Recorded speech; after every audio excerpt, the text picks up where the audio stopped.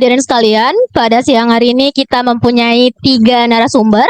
Yang pertama Dr. Betty MA dari UIN Raden Fatah Palembang. Yang kedua Dr. Susi Harti Afriani PhD dari UIN Raden Fatah Palembang. Dan yang ketiga Dr. Kiki Mikail MA dari UIN Raden Fatah Palembang, yang dimana presentasi sesi ketiga ini akan langsung dipandu oleh Bapak Dr. Mulyadi M. Hum. Applause sekali lagi untuk narasumber dan moderator kita yang sudah hadir membersamai kita. Dr. Mulyadi M. Hum, S1 Komunikasi Penyiaran Islam Universitas Muhammadiyah Palembang tahun 2002. S2 Sejarah Peradaban Islam UIN Raden Fatah Palembang tahun 2008.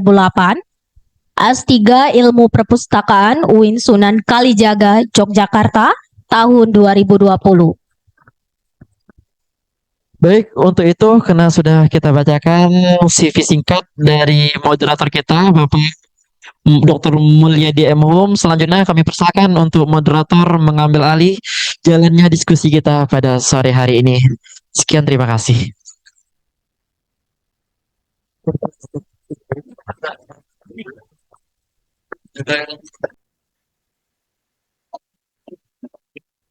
Bismillahirrahmanirrahim. Assalamualaikum warahmatullahi wabarakatuh. Innalhamdulillah, salatu wassalamu ala Rasulillah wa ala alihi wa sahbihi wa mawala. La quwwata illa billah. Amma ba'd.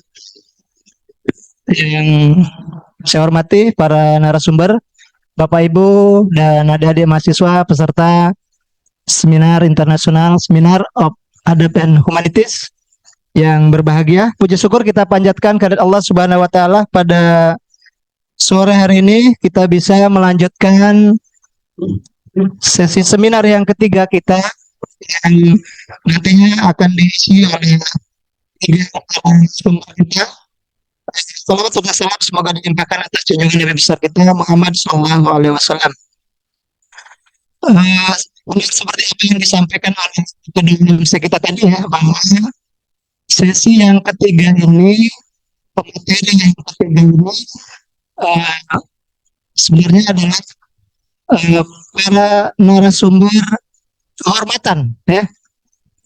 Ya, kenapa demikian? Karena kita ada tradisi di International Seminar on Adab and Humanities ini bagi para dosen ya yang sudah merampungkan studi doktornya, maka harus melewati International Adab Humanities ya. Kalau belum dokter adab ya. Ya, ya, jadi begitu ya. Jadi bagi yang sedang kemudian yang sudah selesai, yaitu ada setiap tahunannya kita diberi kesempatan untuk 3 narasumber, dan dalam kesempatan ini saya mungkin mengantarkan dengan bahasa Indonesia ya. Baik, ikan teri di balik kaca. Iya. Daun pete di dalam ember. Mari kita baca kurikulum PT para narasumber. Ya. Baik, Bapak Ibu dan para peserta sekalian, di sesi yang ketiga ini kita dikejar oleh timing waktu ya. Kalau tadi satu narasumber itu 5 menit ditambah 15 menit pertanyaan, kalau yang sekarang hanya 15 menit, kemudian 5 menit untuk pertanyaan. Harusnya ya. Ya. Ya, jadi dalam hal ini saya akan bacakan kurikulum vitae-nya juga secara paralel ya. Nanti kita teknisnya kita menyampaikan secara paralel ya. Nanti kemungkinan dari dari satu persatu narasumber. Nanti secara bergantian ketika kita kesini sudah habis waktunya selama 15 menit.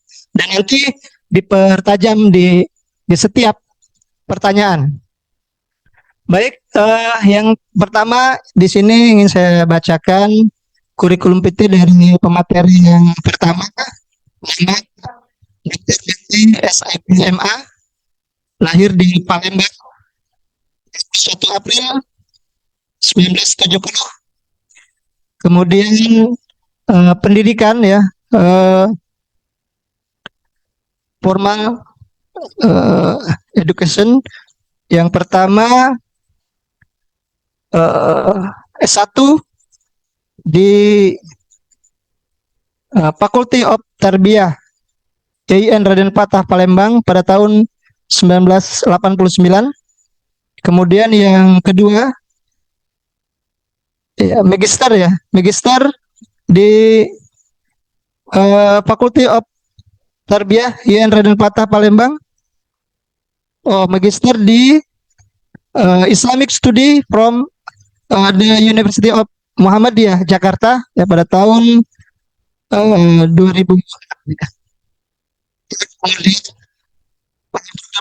Dokter di Islamic Civilization from the UIN Raden Patah Palembang pada tahun 2023. Jadi masih segar ya ini ilmunya masih segar, dan pada hari ini juga kemungkinan sebagian dari disertasi akan disampaikan ke kita bersama, dan mudah-mudahan akan menarik. Beliau akan mengambil tema The Book of Jawi and its contribution in Palembang. Jadi kitab Jawi dan kontribusinya kajian Islam di Palembang. Tentu ini kajian yang sangat menarik ya, karena kitab Jawi ini bukan hanya di Indonesia ya, di Malaysia dan Thailand juga dikaji oleh di dunia Melayu ya. Jadi pada zaman-zaman dulu kemungkinan membuat sejarah, kemudian menyampaikan kabar dan lain sebagainya dengan bahasa dengan kitab Jawi Melayu, dan kita bisa mendapatkannya dari kitab Jawi yang sudah kita kenal, dan kemungkinan bagi para sejarawan sudah tahu ya. Nah, kemudian yang kedua di sini ingin saya sampaikan kurikulum PT yang kedua, kita akan perkenalkan Ibu Susi Herti Apriani PSD. Tepuk tangan dulu. Ya, kita sudah kenal dengan beliau yang saya ditemukan Lem Susi ya. Dengan ini icon Inggrisnya di Fakultas Adab ya. Ya. Di sini kalau melihat dari pengalaman ya, experience beliau banyak, tapi ingin saya sampaikan dulu yang pertama dari pendidikan ya. Yang pertama pada tahun 2004 menyelesaikan S1 in English Linguistic and Literature Yogyakarta State University ya, pada tahun 2004 ya. Kemudian pada tahun 2007 2007 menyelesaikan S2 di University of Indonesia dengan mengambil major linguistik ya. Dan yang ketiga menyelesaikan program doktoral di Doctor of Philosophy di Western Sydney University Australia ya pada tahun 2022 selesainya dengan mengambil disertasi Culture Linguistic Practice in Palembangese Humor and this Directive in Indonesia Discourse Analistik. Kemudian di sini juga pengalaman beliau ya, di yang pertama juga sebagai partisipan di Thunder School of Global Management Arizona State University Washington DC ya. Kemudian sebagai lecturer di Faculty of Adab and Humanities sekarang menjadi Head of eh, International Office ya. Jadi hubungan internasional beliau yang menangani. Jadi kita banyak hubungan internasional ke luar negeri, beliau yang menangani. Dengan demikian tentu pengalaman beliau ke luar negeri sangat banyak ya. Jadi itu yang mungkin secara sederhana publikasi juga Scopus sudah banyak, ini kalau saya bacakan banyak sekali. Jadi tentu kemungkinan beliau nanti akan menyampaikan dengan English language ya. Ya, baik, terima kasih. Ini yang kedua, yang ketiga kita maaf yang dengan mengambil tema ya, tema yang diambil oleh eh, Ibu Susi Herti Abriani PSD, yaitu Meme Komik Palembang as Linguistic Artifact in the Digital Era. Nah, jadi ini tentu kita akan ini Pak, tema yang sangat menarik ya. Kenapa meme komik ya Palembang yang kemungkinan ini yang dianggap sebagai sindiran, kemudian juga ada humor dan konten, tetapi mengandung makna. Ini kita anggap sebagai artefak ya. Artefak itu kan data ataupun segala sesuatu hal hasil dari kecerdasan manusia. Nah, itu kita ini sangat menarik. Nanti kita akan dengarkan bersama eh, dari Mem Susi. Baik, Bapak Ibu, yang kemudian yang ketiga kita sampaikan di sini dari pemateri yang ketiga, nama Bapak Kiki Mikail, kemudian lahir di Lebak, Banten, Indonesia pada tanggal 21 September 1984. Menyelesaikan pendidikan tahun 2007 di Departemen of Tafsir and Hadis Faculty of Usluddin PT IQ Jakarta. Betul Pak ya. Kemudian yang kedua S2 di Department of Political Science Imam Khomeini International University Karvin, Iran ya. Ya, jadi sudah tentu ini juga kita kenal Pak Kiki Mikail beberapa periode yang lalu juga ya, menjembatani kegiatan-kegiatan kita dengan orang-orang yang ada di Iran, karena beliau punya rekanan dan punya sahabat-sahabat di Iran yang bisa juga untuk mengembangkan ada fakultas ini ya. Kemudian yang ketiga, sekarang beliau sedang melanjutkan studi di, sudah hampir selesai, tinggal ujian terbuka ya. Pada prinsipnya udah selesai ya. Iya. Iya. Itulah itu, kemudian beliau akan mengambil tema pada hari ini yaitu Civil Islam and Politic Identities in Contemporary Malay Islamic. Politik case Indonesia and Malaysia. Jadi kita akan juga, ini tentu tema sangat menarik berbicara tentang politik Islam ya, karena kita juga di Indonesia sedang memasuki era politik. Kita akan mungkin melihat nanti ya bagaimana politik di Malaysia, kemudian di Indonesia, terus kita diteropong dalam sudut pandang politik Islam Melayu ya. Nah, ini tentu sangat menarik. Ini biasanya sebelum membacakan presentasi sudah banyak pertanyaan kalau politik ini. Ini sudah ada pertanyaan ya? Belum ya? Ya, siap-siap pertanyaan ya. Politik biasanya sesuatu yang sangat menarik untuk diperbincangkan. Baik, Bapak Ibu sekalian, kita sudah menyampaikan kurikulum vitae secara umum saja ya. Kalau kita bacakan secara komplit, kemungkinan waktu kita tidak akan mencukupi. Untuk selanjutnya mungkin kita juga ingin mendapatkan ridho dari Allah ya. Kita mungkin sama-sama baca basmalah ya. Bismillahirrahmanirrahim. Untuk sesi yang pertama kita waktu 15 menit, kita persilakan kepada Ibu Dr. Betty MA untuk menyampaikan presentasinya. Silakan Ibu.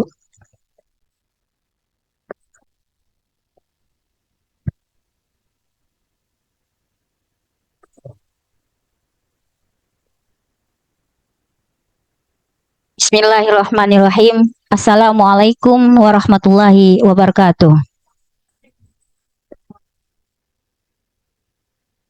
Okay, once again, Assalamualaikum warahmatullahi wabarakatuh.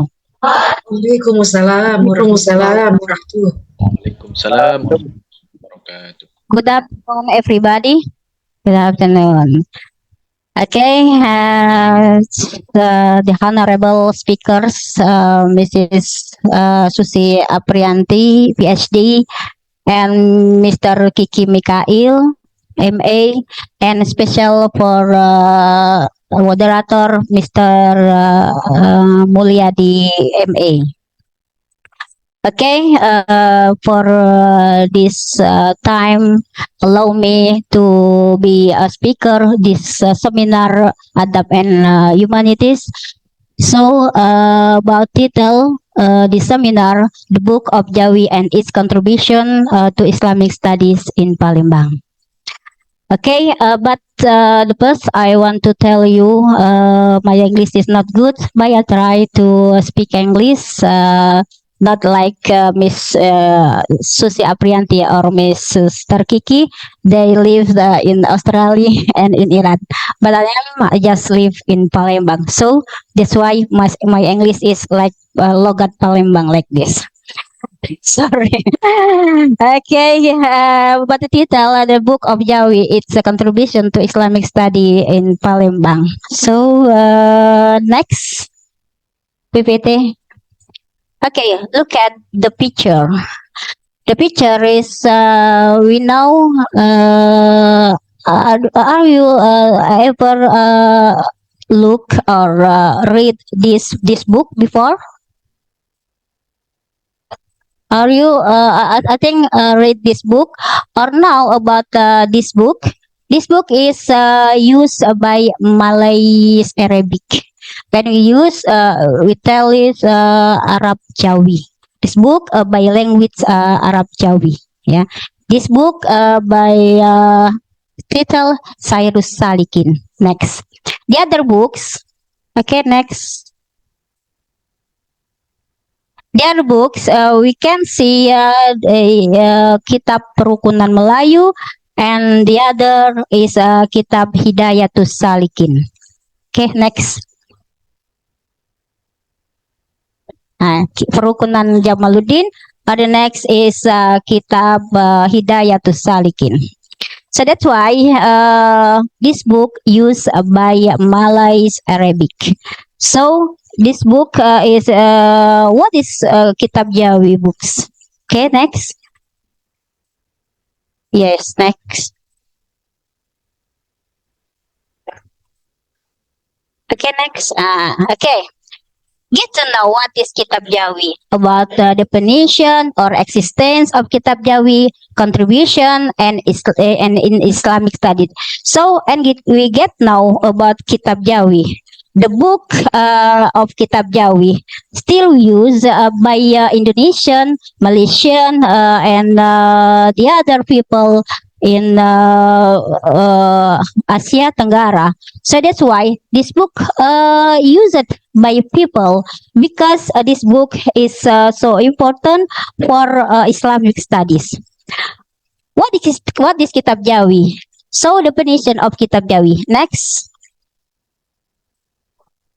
Definition of Kitab Jawi is script from Arabic Malays. So the Kitab Jawi is used by Malaysian, Indonesian, and the other people in Asia Tenggara. So that's why that we know about Kitab Jawi. It means Kitab Jawi. I can use about Indonesian language. Perkembangan aksara Jawi. We said it aksara Jawi. Aksara Jawi, and there is language in Kitab Jawi by aksara Jawi.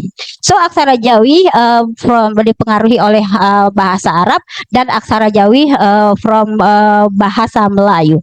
Kitab Jawi is from huruful hijaiyah. That we know huruful hijaiyah 29 letters, but 5 letters not by. Dengar. This meaning is Kitab Jawi inspired by the Malays. Kitab Jawi comes from Arabic, which used refer to meaning of books. Jawi it's mean a Indonesian Malay at village. So Kitab Jawi use not only Indonesian people or Indonesian, but use it the other at village in our we said in Nusantara. So as we know about globalization now, some information we get now from internet, like information about Islamic studies. We can know everywhere, every time. But why Kitab Jawi still used by someone or special in Palembang is mean use it in Majelis Taklim. Every Majelis Taklim in Palembang there is it. Yes, Majelis Taklim Babul Ilmi, Majelis Taklim in Masjid Agung, and Majelis Taklim Bidayatul Ilmiyah use Kitab Jawi. What is Kitab Jawi? Why that you still use Kitab Jawi? It mean Kitab Jawi still use it because in Indonesia memiliki kemanfaatan. It mean barokah. Barokah for whom? For who make Kitab Jawi. Then we know Kitab Jawi contribution of Kitab Jawi Islamic Studies is the first para ulama ya, we said para ulama use ulama can use it and understood about Kitab Jawi. Then not it mean sembarang ulama, and ulama can read it Malays Arabic, and we can use explain Kitab Jawi about language Malays Arabic or used by Palembang language. It means that explain about Kitab Jawi not only Malays Arabic, but they can explain by Palembang language. So the second is jaringan yang kuat antar ulama di Palembang. It mean jaringan ulama di Palembang tidak hanya di Palembang, tapi juga jaringan ulama yang ada di Asia Tenggara, like Filipina, Thailand, and Singapore and Brunei. So the third is membuktikan adanya peradaban dan bukti sejarah. The fourth can be sebagai example for keilmuan Islamic studies, and the fifth references to the Islam di Palembang, to be referensi in Palembang, how to get know about Kitab Jawi. We can find it in maybe in toko buku, bookstore, or from Shopee. There is Kitab Jawi, so easy for us to find it, not difficult to find Kitab Jawi. So that's why as Muslim, not only book like the other book, Kitab Jawi is so very important for Islamic studies, because Islamic studies and Kitab Jawi is very we can say Kitab Jawi isinya sangat mendetail. It's very complete like that. Okay, I just say to you in this seminar. So I'm so sorry about my English. So I try my best. And the last I say you, wassalamualaikum warahmatullahi wabarakatuh.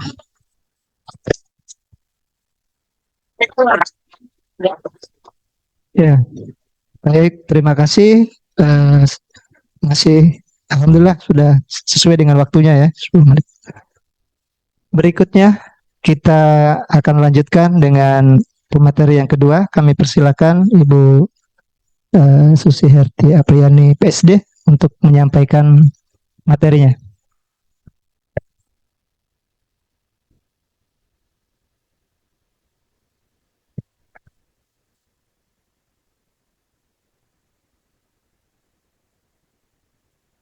Yeah, would you please change into PowerPoint?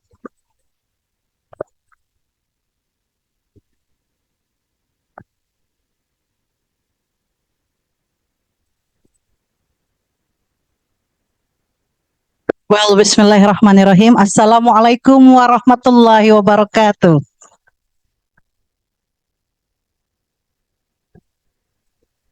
Hamdan wa syukran lillah, summa salatu wassalamu ala rasulillah. Our Honorable, the Committee of ISA Conference, called the 5th International Seminar on Adab and Humanities, the artifact of culture in the digital age, from mental idea to its embodiment. Our Honorable Ustadz Ottoman, Dr. Betty, Dr. Kandidat Kiki Mikail, Dr. Mulyadi, Dr. Sukri, and Dr. Herlina, Professor Mahsyur, ladies and gentlemen, and all the students of Faculty of Adab and Humanities, good afternoon. So, I have to speak in 2 languages today, Palembangese, Palembang Malay, and English, because my topic today will focus on linguistic artifacts in the digital era. Maybe you will heard about meme, or you have already recognized meme very well.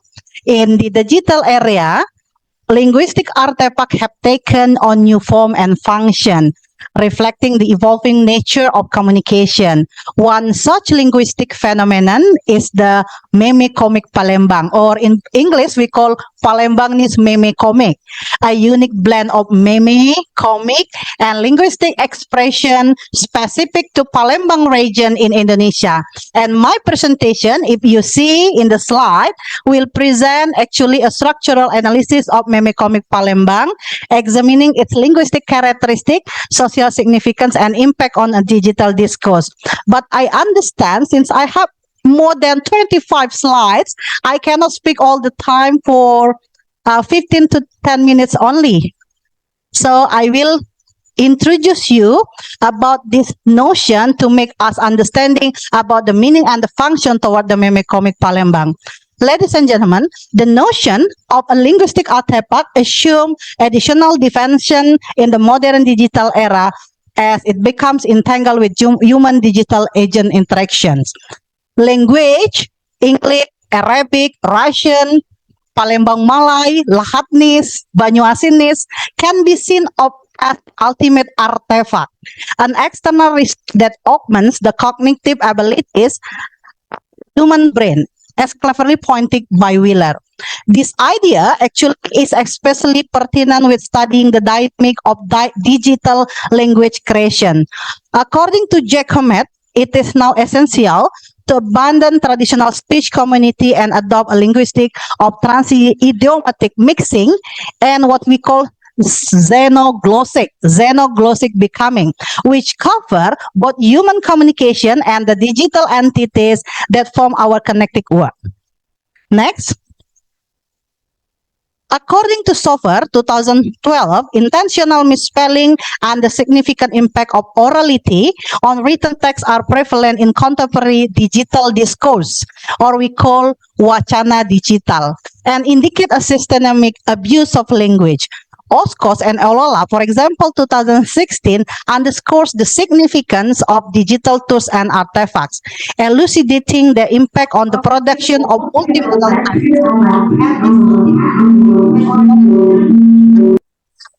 digital storytelling workflow.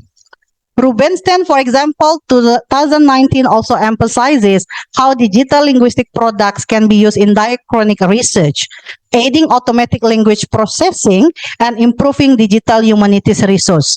That's why, ladies and gentlemen, linguistic artifacts in the digital age have expanded beyond the confines of traditional speech community, encompassing a complex interaction between humans and digital agents that is influencing research, creativity, and communication in previously unheard of ways. Now, if you see the slide, we can understand that examining linguistic artifacts help us understand how digital communication influencing social dynamics, identity constructions, and cultural meanings. My slides said that Language is no longer limited to text. It entails image, meme, emoji, and more, becoming increasingly complex and varied in digital form. And it's also cultural signifier. Linguistic artifacts nowadays not only reflect our culture, but also shape it, playing an essential role in the creation and reinforcement of social norms and values. And the third one, why the importance of linguistic artifacts in the digital area really matter, ladies and gentlemen, because the digital era offers people new ways to express themselves, and linguistic artifacts allow individuals to create unique identity and style. Next, please. Palembangese Meme Comic Dan is a popular digital comic series known for its unique linguistic feature and stylistic element. And then, let me tell you about the history of Meme Comic Palembang. The first one is the origin. Meme comics, also referred to as Rage Comics, originated from the popular website in the early 2000s as a way for user to share relatable and humorous stories in illustrated form. As meme comics gain popularity on social media platforms, they evolve and diversified, spawning a subgenre called Meme Comic Palembang that combine Indonesian language with local expression, I mean Palembang Malay, and humor. Influence on communication then. Today, Meme Comic Palembang is a vital element of Indonesian popular culture and a significant factor in shaping digital communication pattern and linguistic norm. Next, please. Now we come to the analysis of the linguistic feature and stylistic element in Palembangese comic meme. The visual elements. Next, please. Meme Comic Palembang. Next, please. Is characterized by simple and minimal. Next, please. Yes, minimalist visual language that is easy to recognize and replicate, favoring low resolution image and stick figure. It integrates various memetic and linguistic features, ranging from local, acronyms, and onomatopoeia, words to internet slang and humorous spelling. And Meme Comic Palembang has creative design. Meme Comic Palembang is versatile in its layout design, with creators often playing with different panel arrangement and storytelling techniques to create humor and evoke emotion. Now, let's to the next slide, telling about what is interesting in linguistic expression. We sometimes find impoliteness or ketidaksantunan berbahasa in Palembangese comic meme. But why it is interesting? Because we explore the identification of impolite language and behaviors within Palembangese linguistic meme comic and discuss the implication for digital discourse. Next, please. Yes, please. Let we see now the example of Palembangese meme comic. Based on the data that I gathered from my students at Arabic and linguistic class in pragmatics, they find 26 Palembangese meme comic. If you see the left side of the screen, dipermain ke itu aku di Sumatera Selatan ini. That's the first Palembangese meme comic that has implicit meaning. The second one, if you see Susi, Menteri Susi, the previous former ministry, he show the iconic of the face, and by pointing itu yang mau mudik. Buat apa mudik kalau masih jomblo? She said. And the different meme comic say, hidup lagi buntu-buntunya, malah kawan-kawan ngechat berasa nak minjem duit, minjem dulu 100. And in the right side, if you see, halo, dengan siapa di mana? Dengan Derep di Palembang. Bapak Derep, galak duit 1 juta. Galak lah, pegawai pak, anjir. If you see that this 4 type of Palembang meme show the Palembang Malay language with the expression of humor and impoliteness. Next, please. And see, you have 4 types of Palembang mome here and it's really sound impolite, ya. Bang, ada pala. Ada nih pala bapak kau. Oh, it's so rude. So rude. See? This is Lokanis and we can admit it that this is really Palembangnis. Jangan galak mikiri omongan wong. Wong juga kalau ngomong galak dak mikir. This is the another kind. And in the right side, if you see the meme, gagal jadi betina cantik. Soalnya kalau makan galak ngangkat kaki sebelah. And in the corner, in the right corner, you see, kalau dak seneng tuh jangan nak ditonjok kenian. Kaget malu dewek pas butuh. Something like that. Next, please. This is really current situation of Palembang Kabut Asap. If you see the picture in the right corner, you see before and after. Sebelum kabut asap and setelah kabut asap. Yeah. Yeah, I think all of you agree about the situation because we feel every day. And how about the left side of yours? Asa ngomong pakam nian. Nak ngapak nak nuja, wong mati dak kau terbuang. Oh, agak serem ya, ketidaksantunan berbahasanya. Oke, the next one. Halo, dengan siapa di mana? Budi di Palembang. Oke, Pak Budi, mau uang 2 juta? Sudah tadi ya. Mau kerja, Pak. Anya ya, saya nggak berani. Anya ya. Oke, Okay, make it bigger please. Can you make it bigger? Okay, the last one. Guru and gue. So this is the conversation about lecturer and student, something like this. Kalau ada yang masih ketawa, keluar dari kelas. And he showed the expression of showing his or her friend, telling that it's actually also funny for them, ya. Jadi ini bentuk sindiran, ya. And the last one. Next, please. Ngapola kate cewek yang galak sama aku. Kau pulo dek, payo kalau jelek tuh kira-kira. And in the right side you see agak stres, tapi ya udahlah ya. And the last one, ngechat kawan dewek, serasa ngechat seleb 10 juta followers katanya. So this is really interesting actually ya, sangat menarik. Why? Because if you see the meme, there are so many people like it, more than 1,000. Laki yang takut bini nyiksonya lebih ringan di akhirat, sebab di dunia sudah tersiksa katanya. Next please.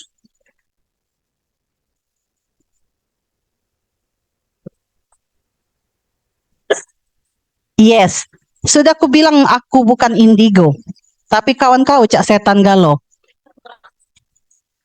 Kalau chatan kau tak dibalas oleh dia, mungkin baik HP dia kate sinyal, kate kuota dap katanya. Okay, this is the result of my research. Ini hasil penelitian saya. So, yes, it is impoliteness in Palembang this meme. If you see that there are 54% means the yellow one, sarcasm or mock impoliteness. Jadi ada kata-kata kasar dan ketidaksantunan berbahasa di sana, ejekan dan sebagainya. And 38% positive impoliteness, strategi ketidaksantunan berbahasa positif. The third one, bold on record with regressive action with negative impoliteness, 4%. And 0% not giving or say nothing. Ladies and gentlemen, what is the implication then? What is the impact and the implication of this impoliteness in Palembangese meme? First, social and cultural influence. Meme komik Palembang is cultural phenomenon that has a significant influence on social behavior and beliefs, ranging from politic attitude to fashion style. So it doesn't mean whether this is impolite, it means nothing. It symbolizes something. The more humor you have, although it is impolite, means the more closer social distance you express. And the second one, on the linguistic implication and discourse analysis, it poses challenges and opportunities for language learners and teachers, raising questions about the appropriateness and effectiveness of integrating digital linguistic artifacts into language education. Well, we need to discuss the impact of impoliteness on digital discourse, but I understand I don't have limited time, but we understand how impoliteness shape online interaction, affects user experiences, and influence the overall tone of digital conversation. In conclusion, ladies and gentlemen, and my future student researcher, what our future direction and potential research? First, future research can explore the big data and machine learning methodology in analyzing the linguistic patterns and prevalence of meme comic Palembang across different digital platforms. Second, comparative studies on linguistic artifacts such as meme comic Palembang can shed light on cultural differences and similarities in online communication, behavior, and language research. And the last one, further research is needed on how best to incorporate digital linguistic artifacts into language education, considering the diverse and the fast changing nature of digital communication. Ladies and gentlemen, thank you very much for listening. Wassalamualaikum warahmatullahi wabarakatuh.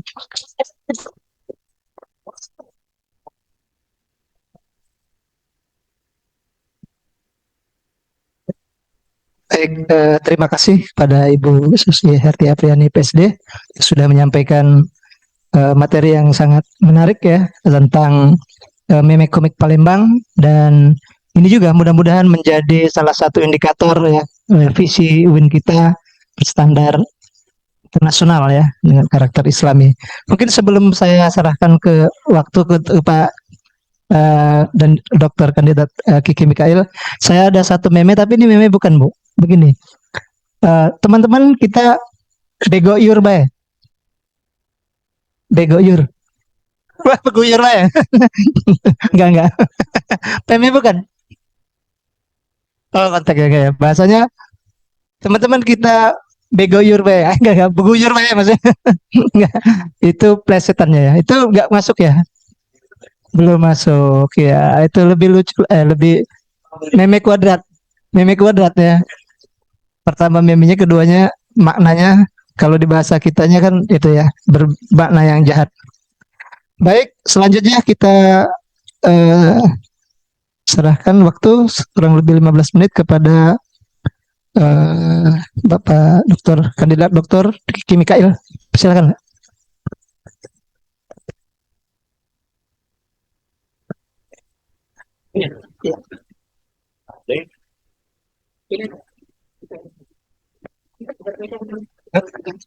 Yang ini.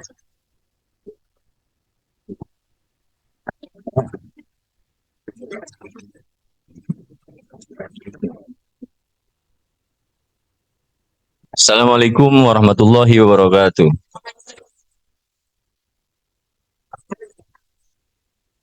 Alhamdulillah, wassalatu wassalamu ala rasulillah, amma ba'd. Today we have the biggest program that is international seminar on adab and humanities, and we in this session we have 3 speakers, but the original native speaker only Bu Susi Herti Apriani, and both of us is imitation speaker. We are only the imitation, and the native speaker only Bu Susi. Yeah, I take the title and the research, but before I explain my research in the Malay wood, there is some quote and the most famous, the popular quote in the Malay wood, particularly in Malaysia. Muslim are Malay and Malay are Muslim, and this is I would like to open my research how the political identities and the civil Islam, these two terms is they have a close relation, because my research about civil Islam and political identities in the Malay wood case in Indonesia and Malaysia. And as we know, Islam in Indonesia, the population, 85%, and in Malaysia only 55%. This is so different. And the population maybe Muslim in Indonesia around 300 million people, and in Malaysia maybe only 30 million people. But the concept of Islam and politics in Malaysia is so strong, and when the Malaysian discuss about Islam and politics, the people in Malaysia they would not speak that are radical or extremist or another. But in Indonesia, when we say Islam and politics, maybe some group or some people will say to us there is the group of extremists and the radical. That is the problem in Indonesia. But in Malaysia, it's so easy to speak about politics and Islam. That is the problem in Indonesia, but in Malaysia that is not the problem. Francis Fukuyama, scientist from America, but he was born in Japan. Indonesia and Malaysia have to agree about the national identities, about national identities in Malaysia and Indonesia. As Cressida Hayes said, political identities not usually the meaning of to bad, but political identities can make some mutual commitment and mutual the opinion. Political identities, as Cressida Hayes said, political identities. The purpose of the political identities to make the same identities, not only example Java and Sumatra and Padang and extra, but in this case, Cressida Hayes and Francis Fukuyama, and I agree about these two scientists. Political identities is important. Why important?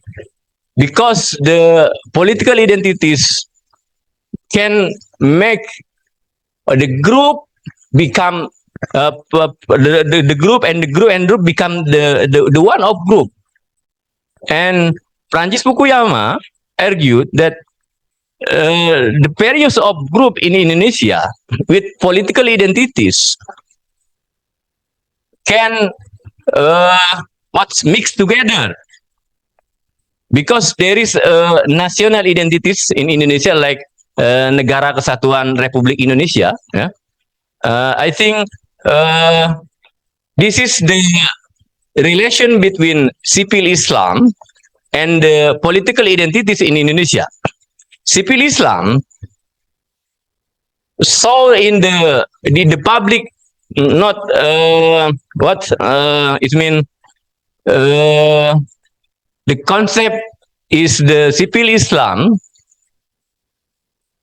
occur because there is some politic tragedy or some politic occur in Indonesia, and the civil Islam respond to the problematic of Islam politic in Indonesia. Therefore, Cressida Hayes and Francis Fukuyama and Iris Young, both three scientists, agree that political identities and civil Islam, civil Islam is the concept from Robert Hebner. In his book, Islam and Civil Islam, civil Islam Islam and democratization in Indonesia. I just to strengthening the concept of Robert Hebner and the some problem in Jakarta election and in periods of local election. I think the what political identities is there is no problem as political party, that is the identity. I mean political party is identity, you know, and misalnya an example Sumatra is identities and Jawa is identities. All of us as the identities, and we have common identities, and we have the same identities, and we call it Islamic Malay identities. I maybe that is my speak. Yeah, thanks very much. Not too long, and I do apologize if there is some what's wrong. Thank you. Assalamualaikum warahmatullahi wabarakatuh.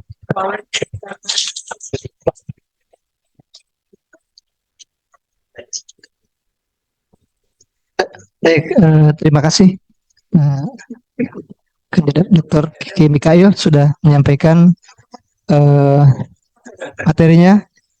Bapak Ibu, sekarang menunjukkan jam 16:10 ya. Berarti kita sampai 16:30 lah ya. 25 kita akan mempersilahkan untuk bagi peserta baik yang di dalam ruangan ini maupun di Zoom untuk memberikan pertanyaan, dan insya Allah nanti yang bertanya masih ada buku ya, masih ya, ya. Baik, yang di ada satu orang sudah, oh Kohyan ini dari Beijing. Oh, Beijing ya. Baik, kita persilahkan untuk Kohyan untuk memberikan pertanyaan dengan bahasa Mandarin, tidak apa-apa.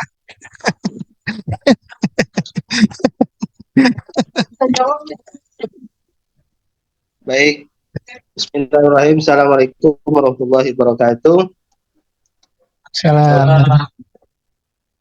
Okay, thank you very much for moderator, Mr. Dr. Mulyadi. Okay, so sorry, I'm joined with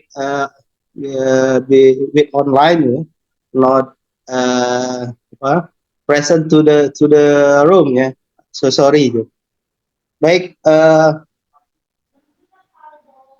I want to my question for Dr. Betty and Mr. Susi.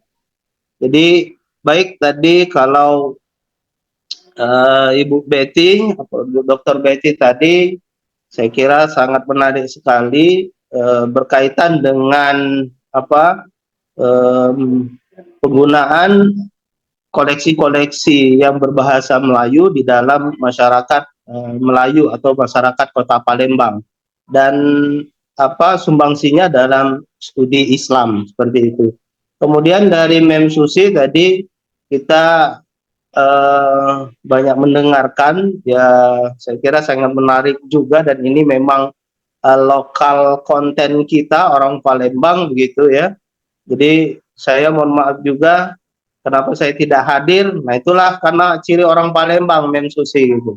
Jadi kalau ditanya kenapa tidak hadir, mohon maaf. Tadi masih ada gawe, nah itu. So sorry.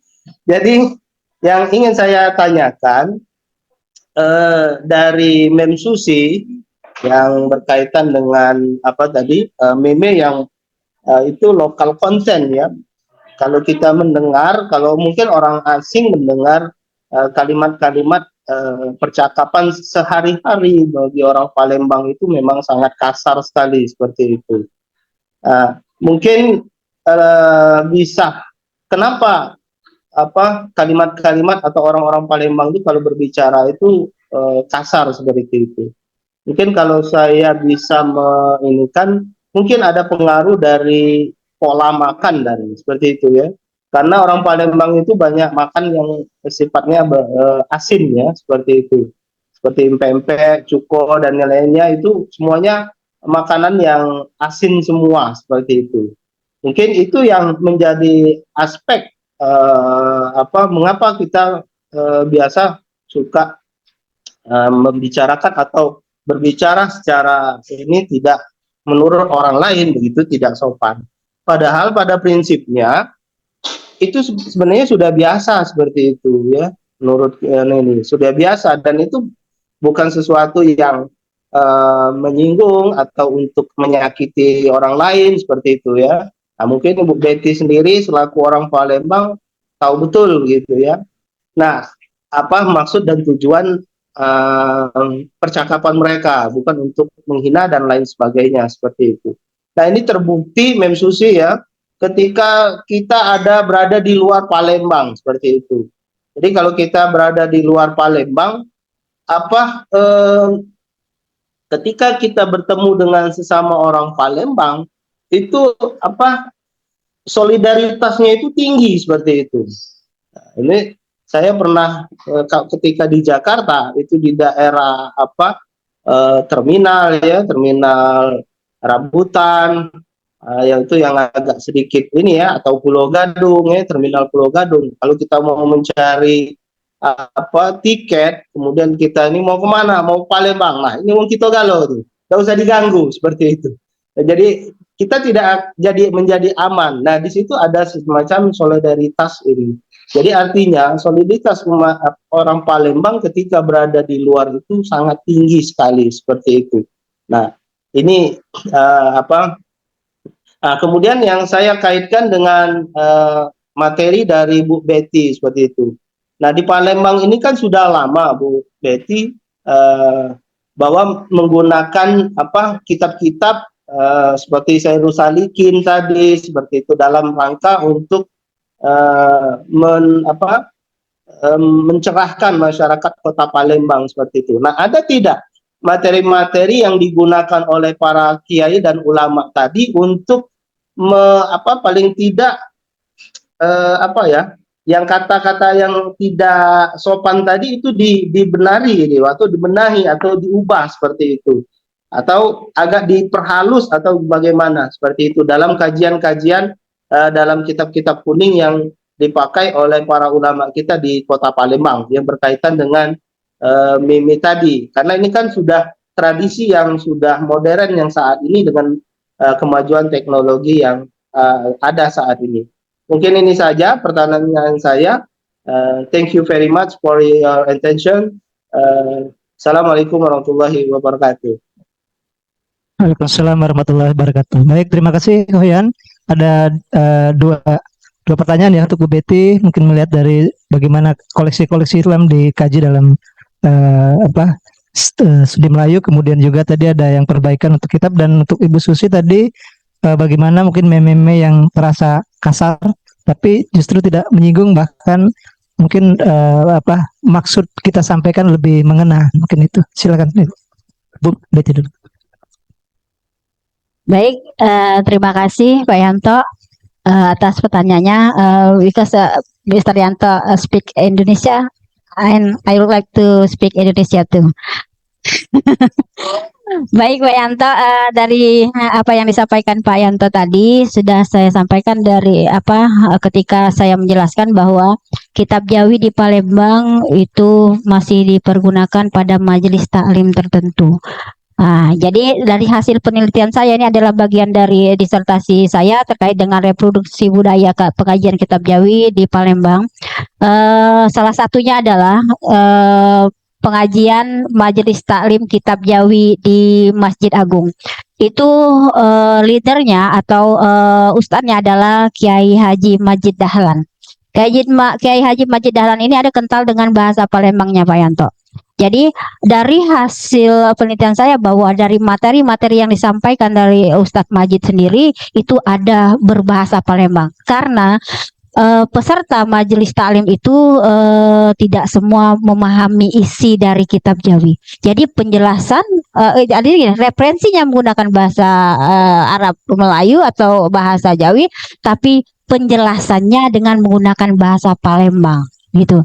Jadi pemahaman dari masyarakat atau dalam hal ini peserta majelis taklim itu tidak hanya membaca kitab Jawi itu sendiri, tapi dia juga mendengar penjelasan dengan bahasa Palembang. Contoh, saya pernah mengikuti seperti ini. Apa dia yang ditanya? Nah, gitu ya. Jadi bahasa apa dia yang ditanya? Tapi kalau seandainya orang yang tidak paham, kayak kasar seperti itu. Tapi sudah logatnya Ustadz Majid Dahlan, apa dia nak ditanya? Nanya apa kawannya gitu ya. Jadi bahasa Palembang tadi. Tapi orang yang di sekitar sudah memahami betul bahwa itu bukan gaya marah. Nah, gitu ya. Memenya itu memang bahwa Ustadz Majid Dahlan memiliki logat seperti itu, orang memahami bahwa kalau bahasa Indonesianya seperti ini, apakah mau bertanya seperti itu ya, tapi bahasanya ya gitu ya. Nak nanya apa? Cepatlah, aku nih pula inilah bahasa gitu memang sudah menjadi tradisi dan logatnya orang Palembang. Dan hal tersebut bukan menjadi sesuatu yang negatif, apalagi sesuatu yang menjadi marah bagi para peserta majelis taklim, bahkan itu menjadi suatu yang gaya tarik sendiri dengan menggunakan bahasa Palembang. Apalagi penjelasannya yang dilakukan dengan bahasa Palembang. Jadi tidak harus bahasa Jawi, dia begini ya sistemnya, membacakan dulu, menerjemahkan bahasa Jawi dengan bahasa Indonesia, setelah itu penjelasannya di-combine atau digabungkan dengan menggunakan bahasa Palembang. Itu ya Pak Yanto. Terima kasih. Baik, terima kasih Bu Betty. Izin saya menambahkan dalam bahasa Indonesia. Sebelumnya saya ingin menyapa yang di Zoom. Terima kasih ya masih bertahan sampai sore. Masih semangat tampaknya mendengarkan diskusi kita yang menarik hari ini, dan yang di ruang Zoom masih senyum ya. Saya berterima kasih ya. Jadi begini Pak Yanto, ini pertanyaan yang menarik sekali. Karena memang penelitian ini memang bukan bagian dari disertasi saya, namun penelitian lanjutan dari penelitian disertasi saya. Tujuan saya menjelaskan ini adalah bahwa bahasa Melayu Palembang itu memiliki keunikan. Jadi memang tugas saya sebagai linguis ya, sebagai ahli bahasa, sebagai peneliti untuk menjelaskan ini ke khalayak ramai.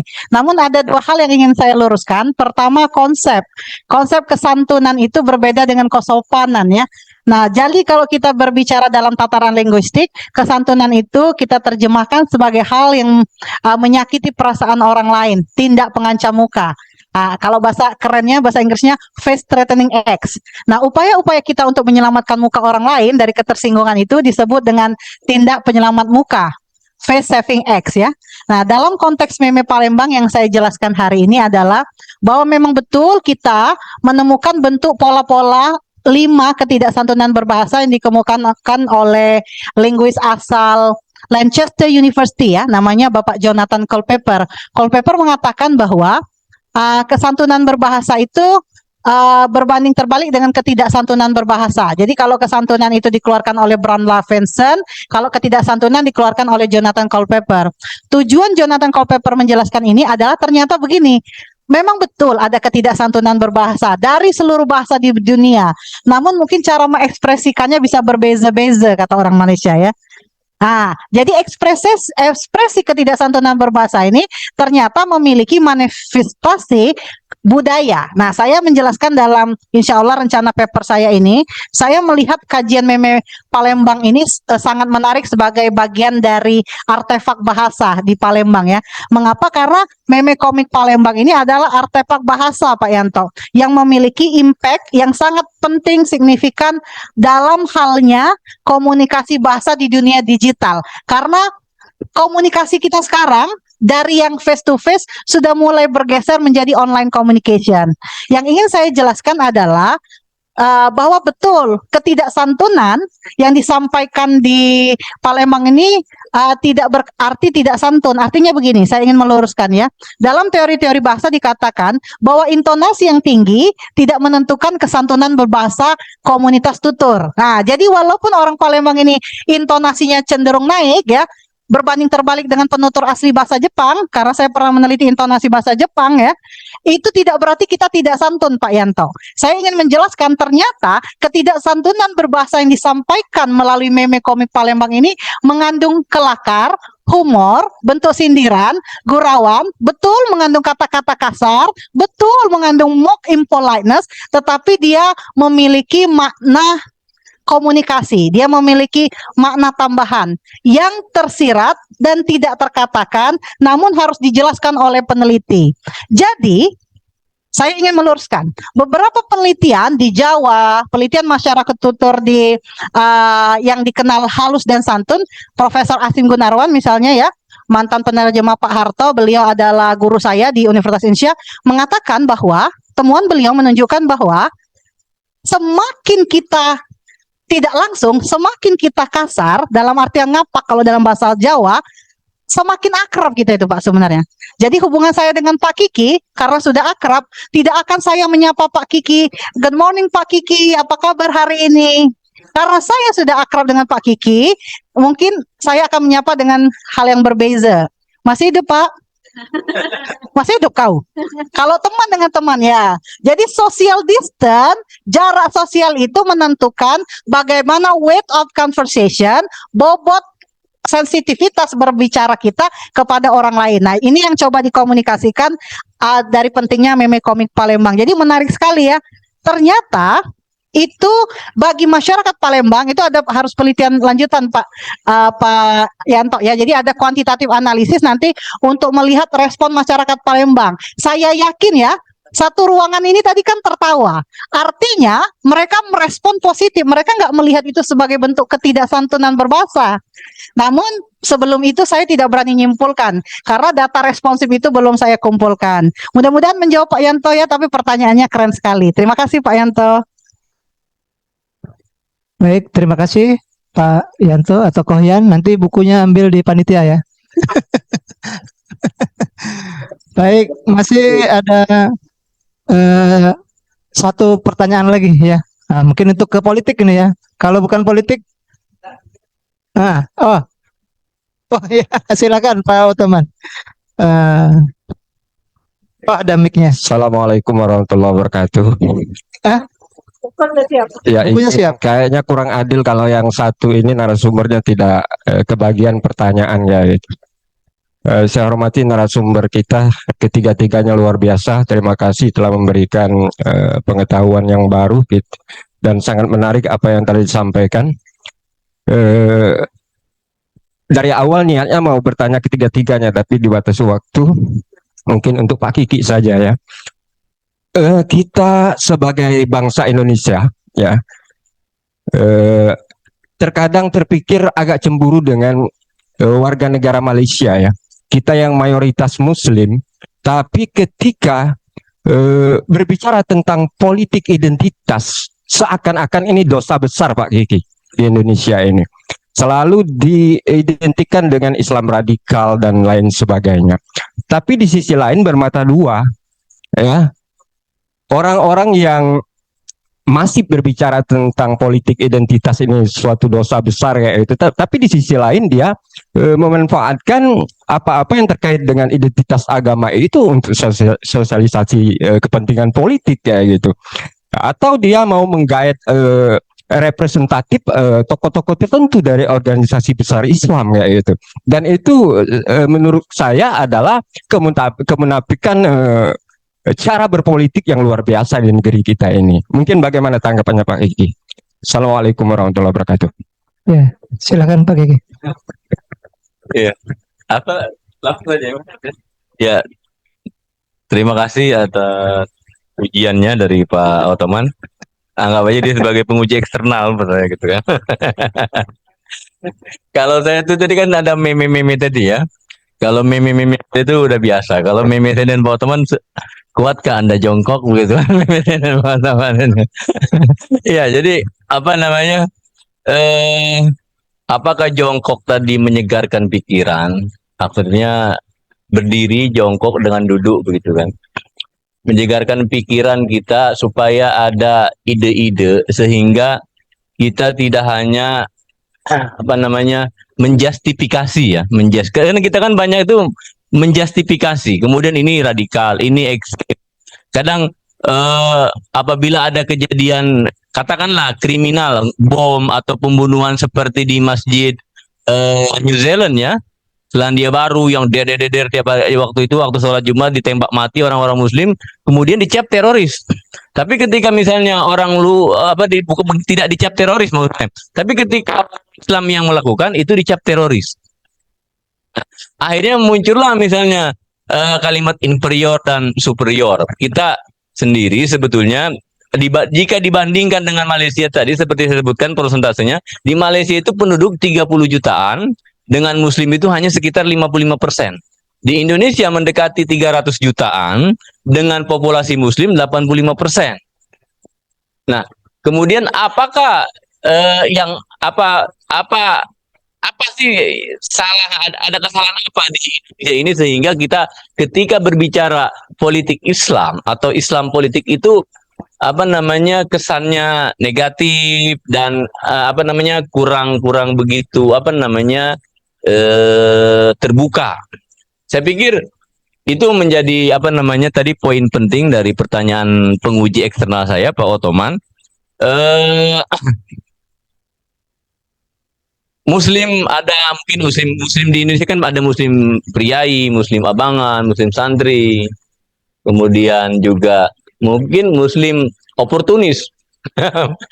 Muslim oportunis ini kan sebetulnya bisa jadi kita harusnya setelah ini penelitian saya itu sebetulnya bukan hanya ada tulisan muslim abangan, Islam abangan pria, Islam santri. Nah, tinggal Islam oportunis misalnya. Kira-kira berapa persen di Indonesia yang menjadi Islam oportunis?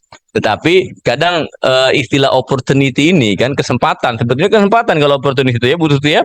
Jadi kesempatan-kesempatan ini ketika memang kesempatan itu berpihak kepada mereka, ya challenge-nya tadi diambil tantangannya.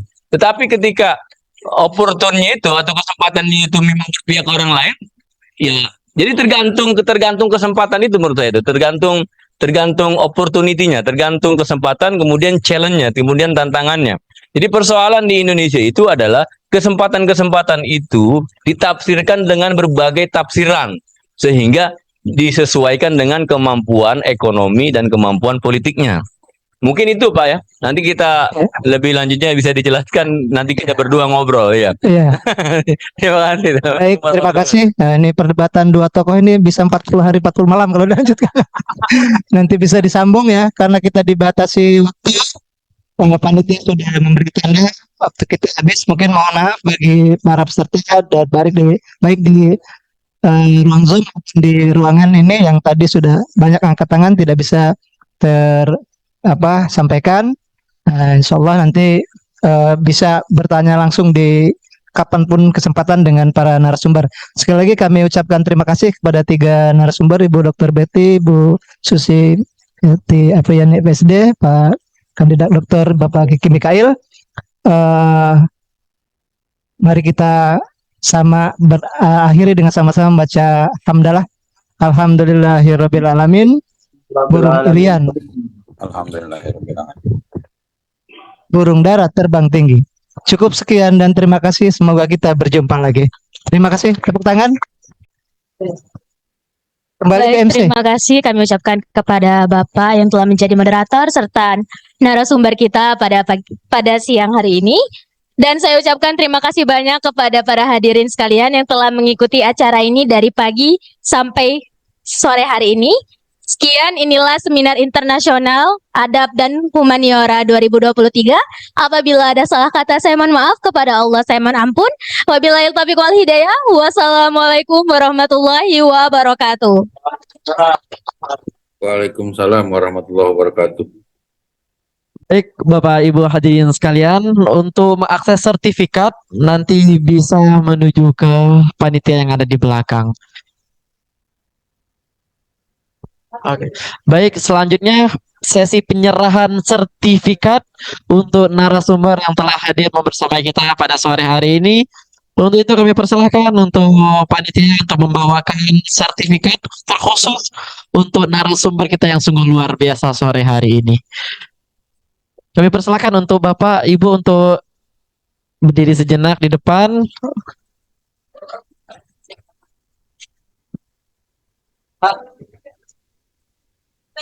Iya, iya Pak Oto tentunya.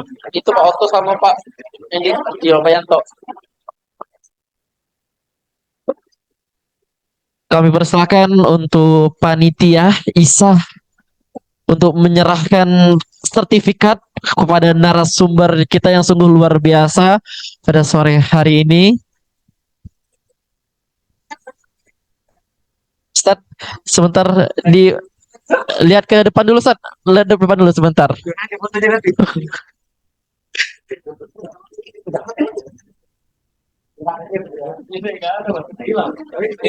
Pak, itu.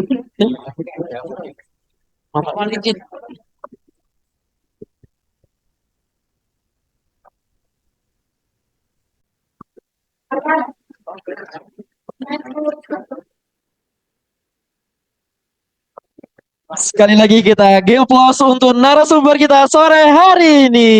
Luar biasa. Terima kasih untuk Ibu Susi, Ibu Betty, Pak Kiki. Kami persilakan untuk kembali ke tempat.